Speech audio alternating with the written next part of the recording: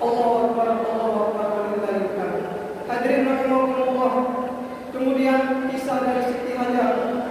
mengajarkan kepada kita untuk pantang menyerah, jangan pernah putus harapan. Selagi Allah menjadi sandaran, pasti ada jalan keluarnya. Setelah Siti Hajar dan Ismail diasingkan oleh Ibrahim di lembah Bakkah, perbekalan mereka habis, makanan habis, minuman habis. Akhirnya si bayi kecil Ismail meraung-raung kehausan karena kehabisan air susu ibunya. Hati ibu mana yang tidak sedih? Tidak ada suami di samping kiri samping kanan, tidak ada kehidupan di lembah Bakkah. Anaknya meraung-raung minta ASI, maka ia pun mencari sumber air. Dari bukit Safa ia dengar ada sumber air. Ketika sampai di sana tidak ada air. Terdengar lagi di bukit Marwah, berlari kecil ke sana, tidak ada juga air. Terdengar lagi di bukit Safa, seterusnya sampai gunung tadi tidak ada air. Tetapi beliau selalu berusaha untuk mencari sumber air itu agar anaknya bisa hidup ASI. Hadirin rahimakumullah, seandainya saja Siti Hajar tidak mendengar tangisan bayi Ismail yang semakin meraung-raung, niscaya ia akan tetap berlari-lari kecil Safa Marwah untuk mencari sumber air. Tetapi takdir Allah, karena Ismail sudah meronta-ronta, ia menghampiri anaknya, dan ternyata di kaki tumit Ismail keluarlah air zam-zam yang sampai saat ini bisa kita minum ketika ada jamaah yang pulang dari Makkah. Subhanallah, sangat menjadi pelajaran bagi kita. Tugas kita selaku manusia hamba Allah adalah berusaha, berdoa, hasilnya kita serahkan kepada Allah Subhanahu wa Ta'ala. Dalam hal apapun, kita ingin kaya boleh, ingin jabatan tinggi boleh, ingin berpendidikan tinggi boleh, tapi tempuhlah semua itu dengan cara Allah Subhanahu wa Ta'ala. Karena kalau kita ambisinya yang besar, nafsunya yang besar, akhirnya kita gelap mata, menempuh jalan yang tidak diridhoi oleh Allah Subhanahu wa Ta'ala. Ingin cepat kaya, berdagangnya tidak jujur. Oke, hasilnya bagus, uangnya banyak, tapi tidak berkah. Anaknya penyakitan, keluarganya banyak kena musibah akibat dari rezeki yang tidak halal. Ingin jabatan tinggi, fitnah sana, fitnah sini, jabatan didapat tapi tidak berkah karena tidak ada Allah Subhanahu wa Ta'ala. Pelajaran bagi kita semua, ketika kita menginginkan sesuatu, mintalah kepada Allah Subhanahu wa Ta'ala, tempuhlah sesuai dengan jalan Allah, niscaya Allah akan memberikan jalan yang terbaik. Hadirin rahimakumullah, doa yang beliau panjatkan menjadi doa bagi kita juga setiap apa yang kita inginkan. Yakinlah, kalaupun doa kita hari ini tidak dikabulkan oleh Allah Subhanahu wa Ta'ala, mungkin besok, mungkin bulan depan, mungkin tahun depan, bisa jadi doa yang kita panjatkan di dunia ini belum Allah kabulkan, tetapi Allah akan kabulkan di akhirat kelak. Tapi yakinlah, setiap doa yang kita lantunkan ke langit bernilai pahala di sisi Allah Subhanahu wa Ta'ala.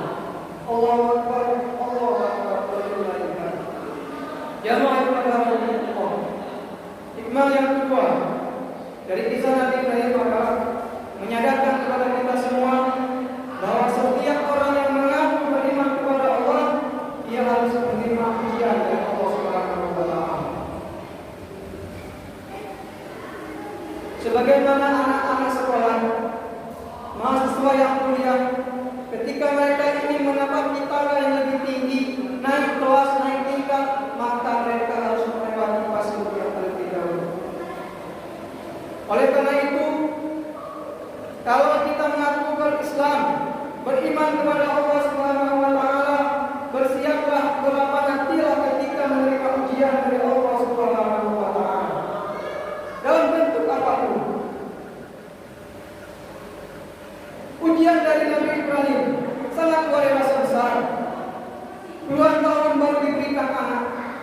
Anak masih bayi harus diasingkan ke lembah Bakkah yang tidak ada air, tidak ada penghidupan. Sampai-sampai Siti Hajar bertanya, "Wahai suamiku, mengapa engkau meninggalkan kami di lembah Bakkah yang asing ini? Tidak ada air, tidak ada orang lain, tidak ada pepohonan." Nabi Ibrahim diam saja. Beliau berbalik badan pulang ke Palestina. Dikejar oleh Siti Hajar. "Wahai suamiku, ahadza min amrillah? Apakah semua ini atas perintah Allah?" Nabi Ibrahim menyampaikan, "Na'am." Maka Siti Hajar pun tenang. Kalau semua ini adalah perintah Allah, kami yakin Allah tidak akan pernah membatalkan kami. Itulah kalau orang yang beriman kepada Allah Subhanahu wa Ta'ala, sepelik apapun masalahnya, seberat apa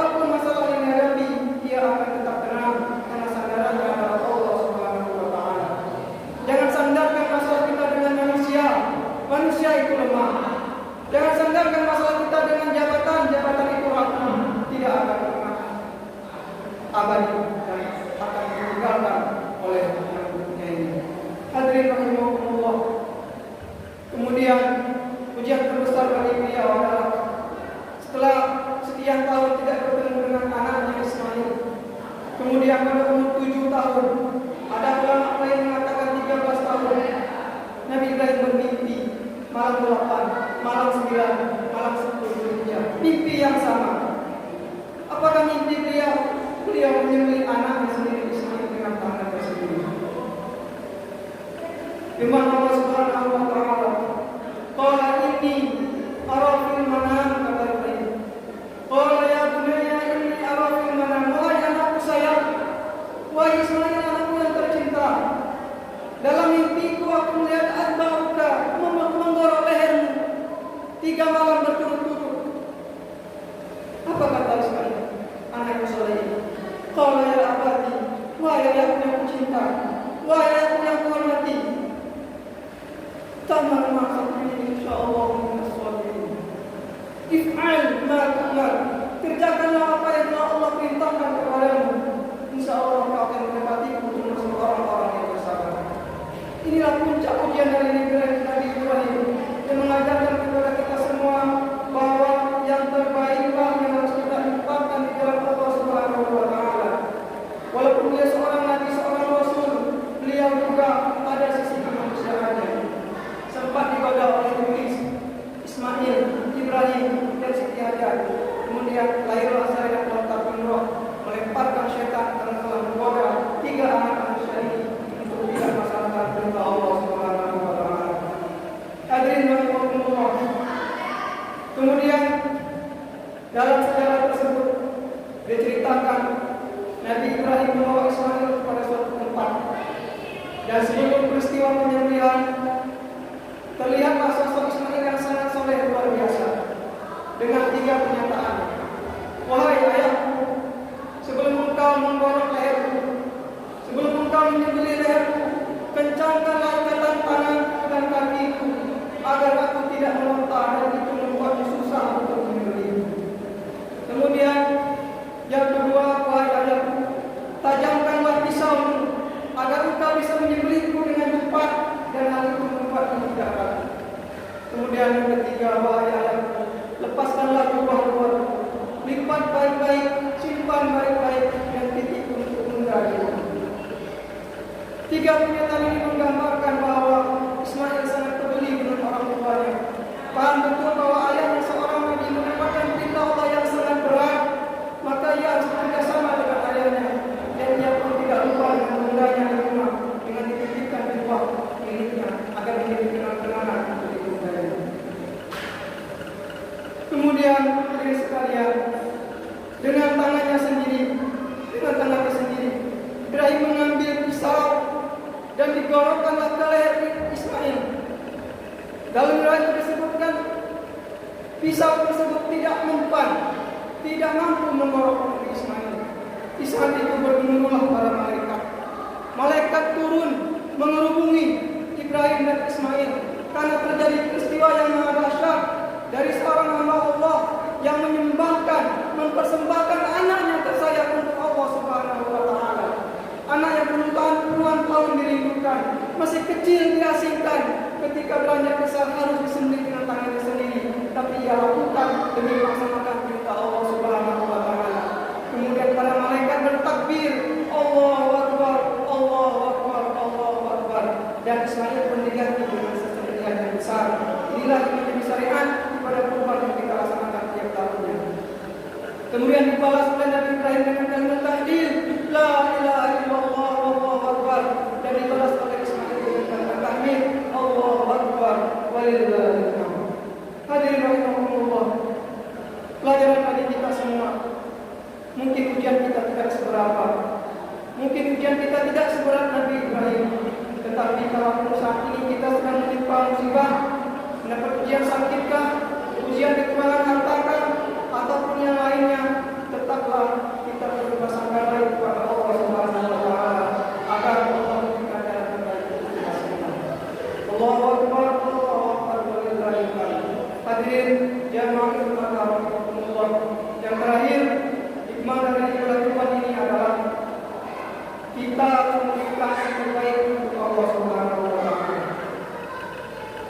Bagi Bapak Ibu hadirin sekalian yang hari ini bisa berkurban, alhamdulillah syukur. Yang belum bisa berkurban tahun ini, mudah-mudahan tahun depan bisa berkurban. Apa makna salat kurban itu? Kurban berasal dari kata iroba, artinya dekat, artinya dekat dengan Allah Subhanahu wa Ta'ala. Kalau kita dekat dengan Allah, siap berkorban apapun. Kambing kurban, kambing yang terbaik, harus memenuhi usia dan tidak berpenyakitan.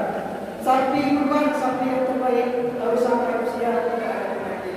Pelajaran dari kita, setelah momentum Idul Adha ini, berjanjilah untuk memberikan yang terbaik pada Allah Subhanahu wa Ta'ala.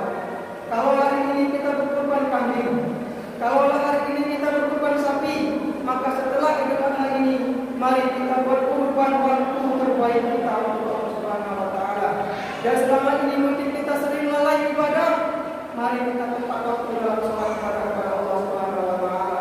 Yang selama ini mungkin kita hanya ibadah wajib saja, sisihkan waktu terbaik kita untuk melaksanakan ibadah-ibadah sunnah, sholat duha, sholat tahajud malam. Tinggalkan kasur kita sebentar, ambil jatah tidur kita untuk kita berikan kepada Allah Subhanahu wa Ta'ala. Kalau selama ini infak kita seadanya, infak kita sekenanya saja, setelah momentum Idul Adha ini, berikanlah infak terbaik untuk Allah Subhanahu wa Ta'ala. Hadirin rahimahumullah, demikianlah yang dapat saya sampaikan. Semoga bermanfaat untuk kita semua dan kita semua setelah momentum Idul Adha ini bisa bertakwa kepada Allah Subhanahu wa Ta'ala. Aku qawli hadza wa astaghfirullah wa lisa'iril muslimin wal muslimat